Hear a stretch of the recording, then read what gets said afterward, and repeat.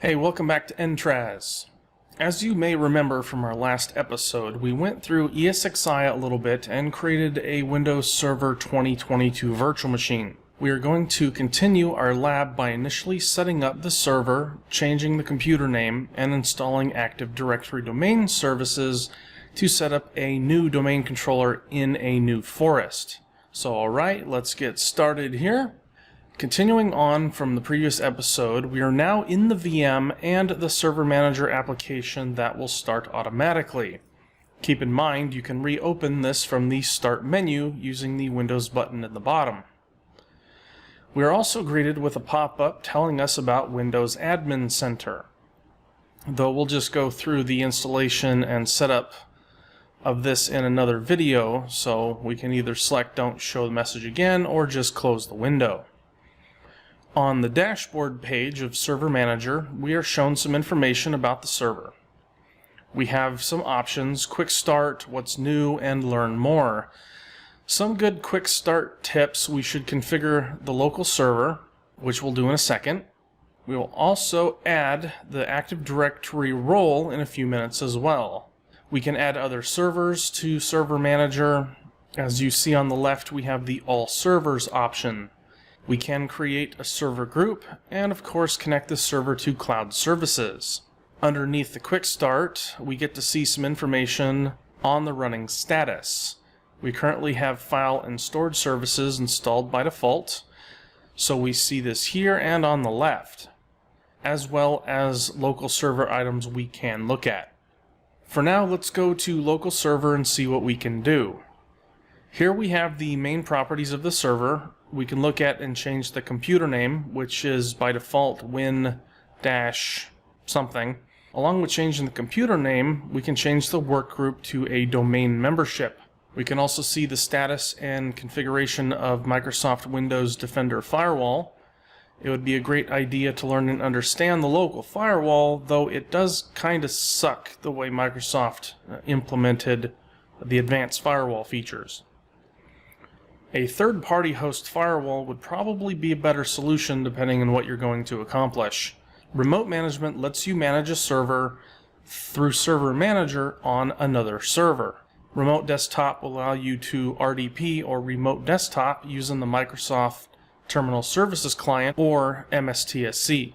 Remote desktop lets you connect to the console of a server or workstation remotely, as if you were sitting in front of that machine looking at its keyboard and mouse. NIC teaming allows us to take multiple network adapters and turn them into a single interface, such as for failover and aggregate teaming.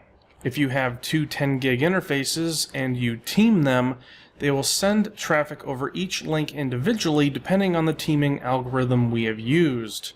The new link would appear to be a 20 gig interface, though as I mentioned, it's an aggregate, meaning connections actually only get 10 gig of throughput, but the connections are spread across both uplinks.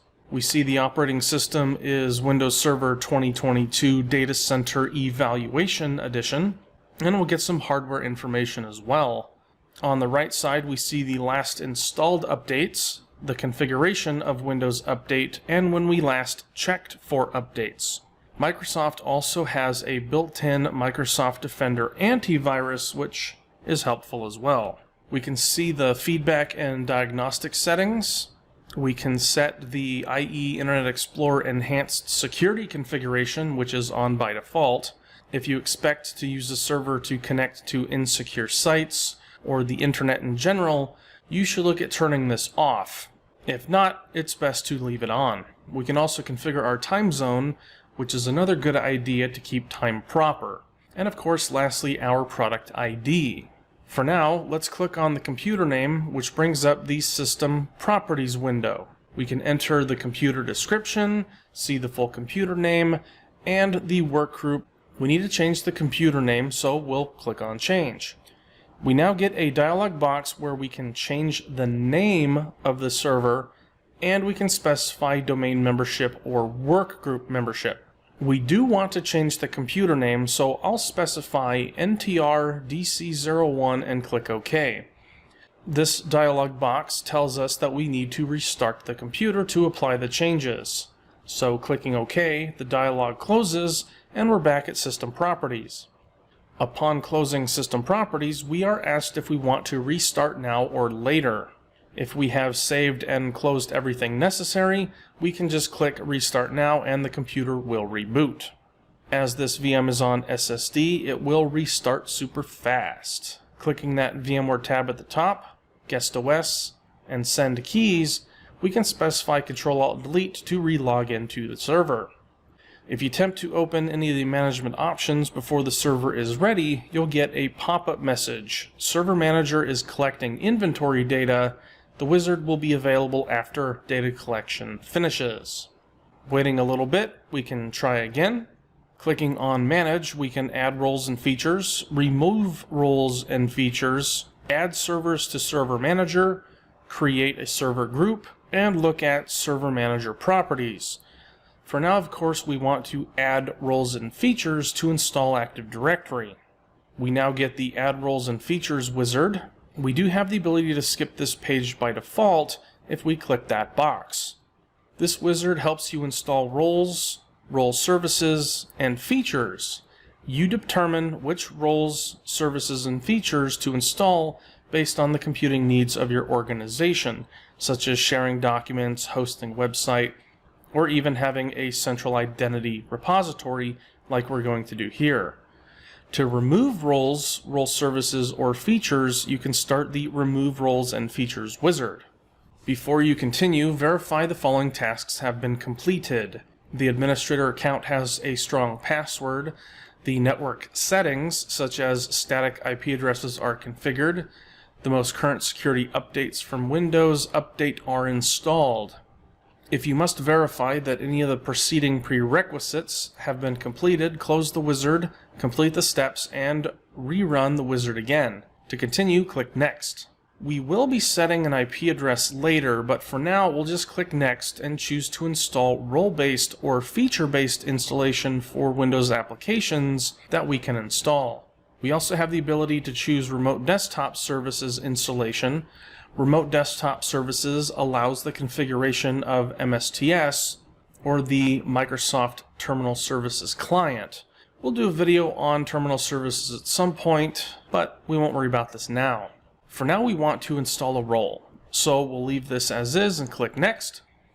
From the Select Destination Server page, this is where we can manage remote servers if we have added them to Server Manager, though we also do have the ability to select a virtual disk if we're working on that. Since we only have NTR DC01, we'll just move on and install the role. Alright, here are all the server roles we can install. Active Directory Certificate Services, Active Directory Domain Services, Active Directory Federation Services, and Active Directory Rights Management Services. Keep in mind some of these Active Directory roles have to be installed on dedicated hosts. I don't believe you have the ability to run domain services and certificate services on the same server, so you'll have to do that accordingly. We also have Device Health Attestation, DHCP server, DNS server, fax server, file and storage services, host guardian services, Hyper-V, network controller, network policy and access services, print and document services, remote access, remote desktop services, volume activation services, a web server running IIS, Windows deployment services, and a few others. Since we want to install an Active Directory forest/domain, we'll select Active Directory Domain Services to start. Once we choose the role we want to install, we'll be greeted with a dialog box telling us about other features required for this installation.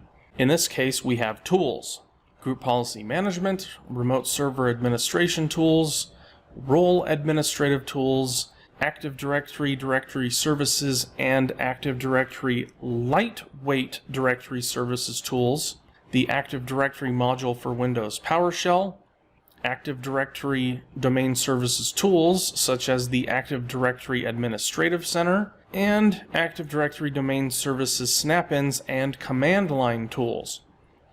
You can uncheck Include management tools if you do not want them. For now, this is our only server, and we want to manage it locally and have these tools, so we'll accept the defaults and add new features. You'll notice the left-hand side that ADDS is now showing. Next, we see the features available to us. .NET Framework 3.5 and 4.8, Background Intelligent Transfer Service, or BITS, BitLocker Drive Encryption, BitLocker Network Unlock, Branch Cache, Client for NFS, Containers, Data Center Bridging, Direct Play, Enhanced Storage, Failover Clustering, Group Policy Management, Host Guardian for Hyper-V support, I/O Quality of Service, IIS Hostable Web Core, Internet Printing Client, IPAM or IP Address Management Services, LPR Port Monitor, and a bunch of others. During our MCSA and MCSE courses, we'll discuss many of these in more detail. For now, we'll accept the defaults and move forward with the Active Directory Domain Services information. Active Directory Domain Services, ADDS, stores information about users, computers, and other devices on the network. ADDS helps administrators securely manage this information and facilitates resource sharing and collaboration between users, computers, etc. Things to note: to help ensure that users can still log into the network in case of a server outage, install a minimum of 2 domain controllers for a domain.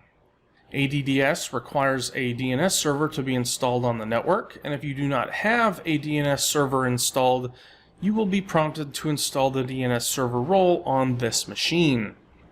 Azure Active Directory, a separate online service, can provide simplified identity and access management, security reporting, single sign-on to the cloud, and on-premises web apps, etc.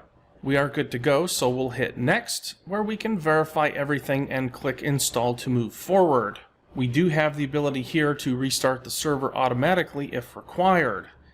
Keep in mind, you can also export the configuration settings if you want to save how this is done, and if the installation isn't available, we can specify an alternate source path for the files. We will speed through this and get to our end screen. Once the installation is complete, we will have our additional steps are required to make this machine a domain controller. From here, we can promote the server to a domain controller. On the deployment configuration, we have a couple of options. Add a domain controller to an existing domain, which is the default.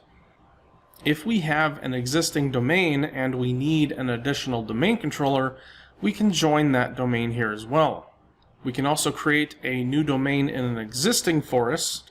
Typically, a new domain in an existing forest is, if you have various organizations or resources that you want to have shared network and management.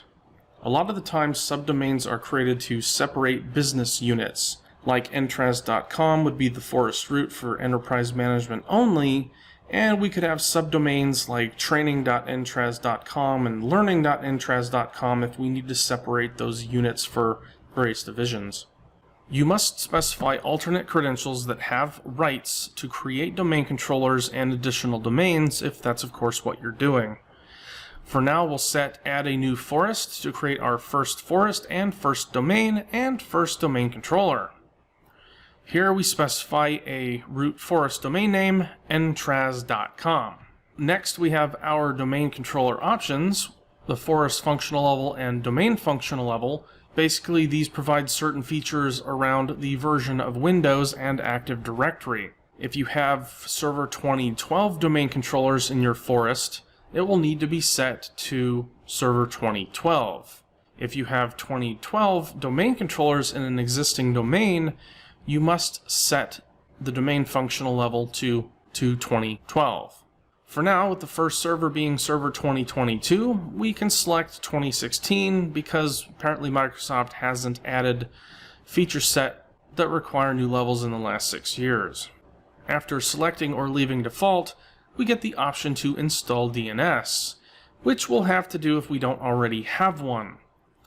Global catalog here is checked by default and it cannot be changed. If we are adding a new domain controller to an existing domain, we would be able to uncheck this box. Global catalogs are basically a catalog of all items within the entire directory. If you have other applications needing access to all the various options within your network, you will want it to attach to a global catalog server. That way it doesn't have to query other domain controllers for that information.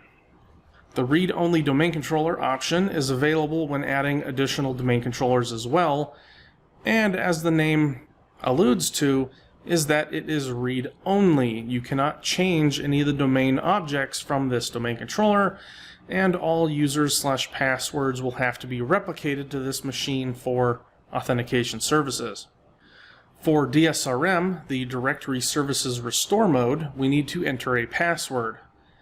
As far as I know, we still cannot change this once it's set, so make sure to keep this password forever. After clicking Next, if we have a DNS name already on the network, and especially if it's not a domain controller-based DNS name, we need to create a DNS delegation to give it access to this domain controller. For now, an authoritative parent zone cannot be found, so we cannot create the delegation, as DNS will now install it here.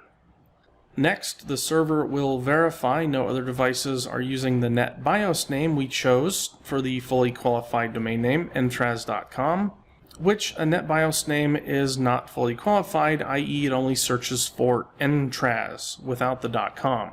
If no other devices are using this name, we are good to click Next. For the paths of Active Directory, we can specify the database folder, log files folder, and the sysvol folder, which is Windows NTDS for both database and log files, and Windows/sysvol for sysvol. The database and sysvol are replicated to other domain controllers on the network. Sysvol is also used providing group policy information to the other domain controllers and computers and users as well. Next, once everything is configured and verified, we can review our configuration. We can view the script, which is a PowerShell script of the installation that we can save and modify later, and we can just use PowerShell to create new domains, new domain controllers, etc. without going through this wizard. Keep in mind, this requires the ADDS deployment PowerShell module that will create the ADDS forest and all the options we chose earlier. Closing that, we click Next. We will verify all the prerequisites, tell us about some potential issues, such as cryptography algorithms for older NT 4.0 systems, and it tells us we do not have a static IP. But since we're good with those, we'll just click Install to install Active Directory.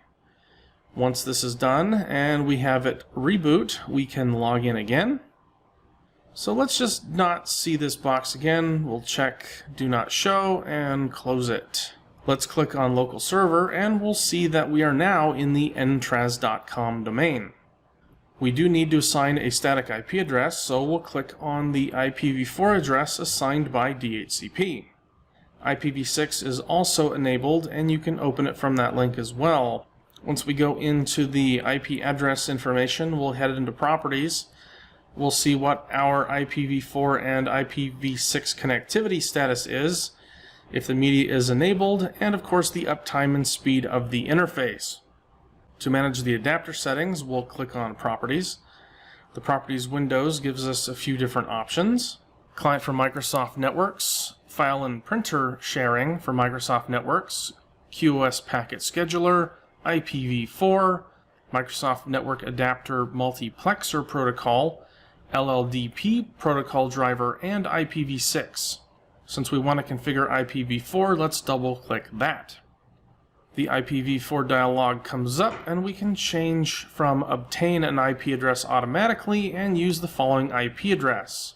We will type in 10.0.10.10 as the IP address, 255.255.255.0, or 24 bits for the subnet mask. And of course, we remember from our Cisco video that our default gateway for this VLAN is 10.0.10.1.